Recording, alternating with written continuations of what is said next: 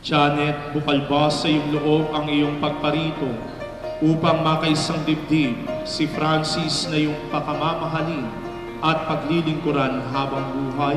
Opo, Father. Francis, bukal ba sa iyong loob ang iyong pagparito upang makaisang dibdib si Janet na iyong pakamamahalin at paglilingkuran habang buhay?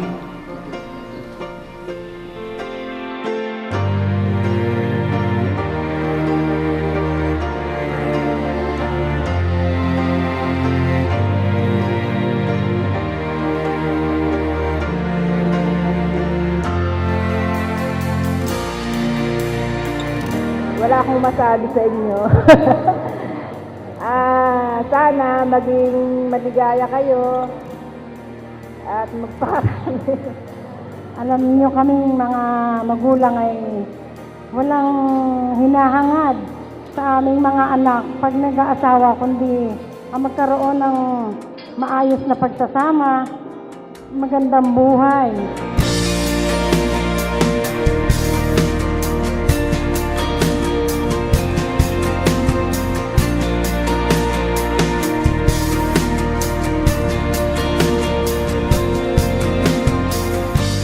Kung hindi ang Diyos ang dahilan, hindi naman magkamag-anak sina Francis at Janet, no? Sapagkat kung sila'y magkamag-anak, hindi naman sila maaaring humarap sa dambana ng ating Panginoon.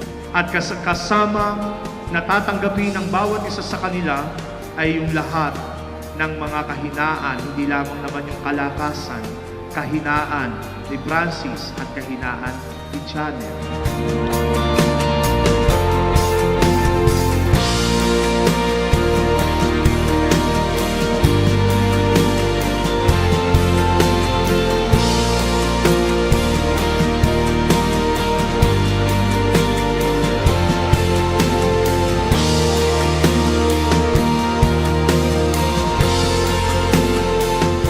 Sakramento ng kasal, ang isang babae at ang isang lalaki sa pagitan o sa pagiging dalawa nila sa pamamagitan ng sakramento ng kasal, sila'y nagiging isa sapagkat tunay na kayo ay pinagbubuklod ng ating Panginoon.